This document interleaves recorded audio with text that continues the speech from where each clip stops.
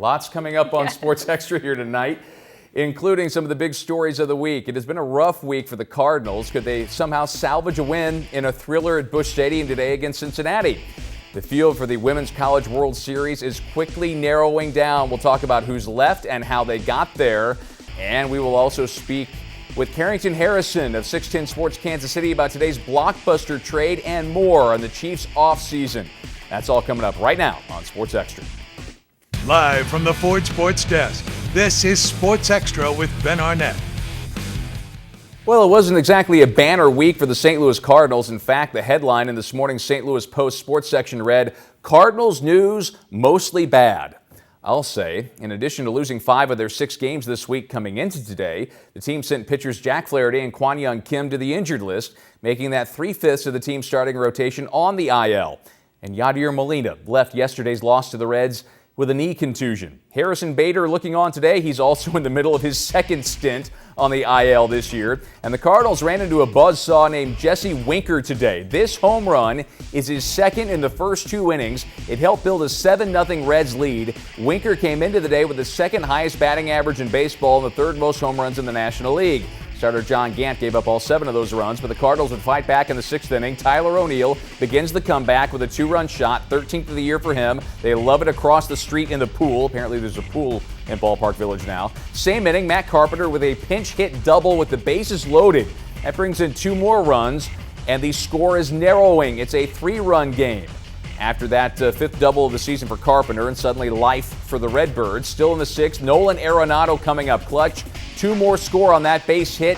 It tied the game. RBIs number 39 and 40 for Arenado. He's on pace for 108 in his first season in St. Louis. But in the 9th, there is Winker with the last laugh. His 3rd home run of the game ties him for the lead in the National League with 17, 8-7 Reds. Cards put men on 2nd and 3rd with nobody out in the 9th, but Jose Rondon swings and misses at a pitch that is nowhere close for the last out. Reds sweep a 4-game series from the Cards at Busch for the first time since 1990. But Mike Schilt liked the fight that his Cardinals showed.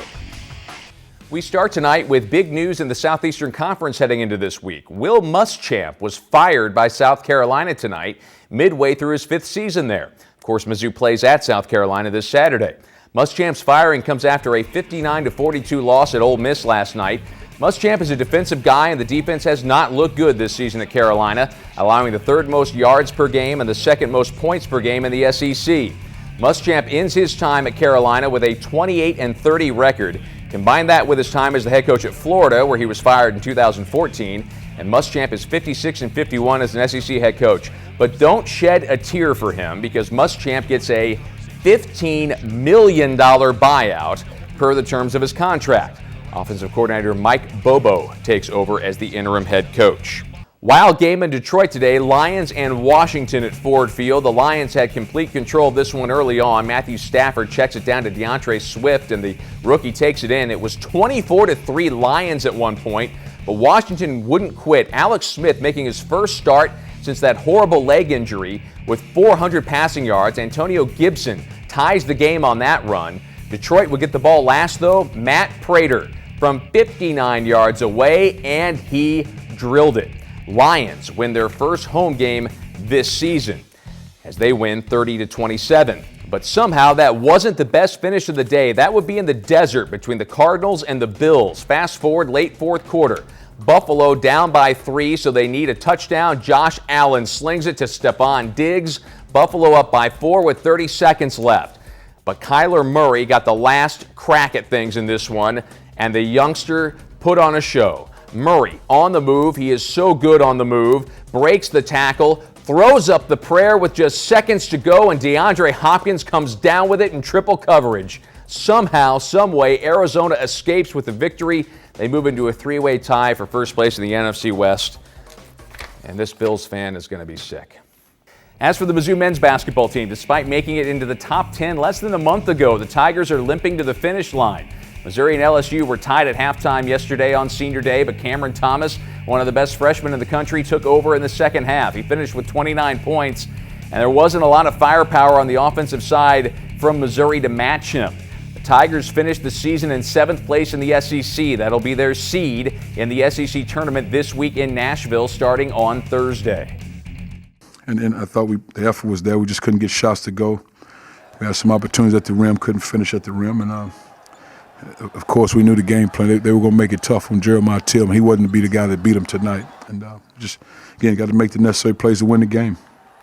There's always certain guys, particular things that you talk about. So it's nothing that happened in this game that I hadn't seen before. If a guy struggled, just a matter of being consistent with what you do well. Mizzou had a chance with their series against the Tennessee Volunteers to improve their resume as the Vols entered the weekend number 9 in the RPI. So the Tigers looking for a big series win. They had taken one of the first 3 before they head to the SEC tournament. And Kayla Kessinger starts the home run parade for the Tigers with a solo shot. It tied the game at 1. She was fired up. Just 2 innings later, Tennessee's Allie Shipman launches a solo homer of her own, 2-1 Vols. But the Tigers answered with a 4-run 5th inning. Every run in this game was scored via a home run. There's Emma Robbie with her 8th of the year. It was 2-2. After a Brooke Wilmus double, it's Jenna Laird going the other way. 2-run shot, her 7th. 4-2 Tigers. They're back on top. Next batter, Hattie Moore. She is Mizzou's home run leader this year with 16. Well, make it 17. Back-to-back shots for the Tigers. And check out Hattie Moore's bat flip. She was fired up as Mizzou had a 5-3 lead. In the 7th, last chance for the Vols. Tigers still up 5-3, bases loaded. Kendall Bailey at second base. Look at that play. She gets the runner by an eyelash. Home runs got them there. Defense got them across the finish line. Tigers take 2 out of 3 from Tennessee to close the regular season. Those were huge wins because Missouri secured the number 4 seed in this week's SEC tournament with that series victory. That gives the Tigers a bye into the second round where they will face the winner of either LSU, Auburn, or South Carolina. They'll face either LSU, Auburn, or South Carolina. Now, Auburn and Carolina meet Tuesday. The winner of that game faces LSU on Wednesday, and the winner of that game takes on the Tigers on Thursday afternoon at Rhodes Stadium in Tuscaloosa. Selection Sunday for the NCAA softball tournament is a week from tonight when head coach Larissa Anderson will be our guest right here on Sports Extra. Doesn't help that Paul DeYoung's hitting $163 right now either. Assuming that the Cardinals are able to get some better health in the pitching rotation, can they somehow put together a pitching staff that's going to be competitive in that division? Yeah, it's going to take some time. I think that there are some frustrations surrounding Carlos Martinez right now, 0-3, and the decision to put him in that rotation, right? I know that was something that Mike Schilt and John Mozeliak and the team were trying to figure out who is going to be in that rotation. Jack Flaherty looking really nice so far, but really the rest of the rotation, I think, struggling in every avenue of the game. And as far as where they can get that help, that's a great question. I think that I think the Cardinals truly believe in who they have on the field and that they're just going to continue to pour their resources and pour their support into those players right now. Finally, what are you enjoying big picture across Major League Baseball the first few weeks? We'll be here for you all week long on KOMU 8 News at 6, 9, and 10. We'll see you next week on Sports Extra, and we'll see you all week on KOMU 8 News. Thanks for watching.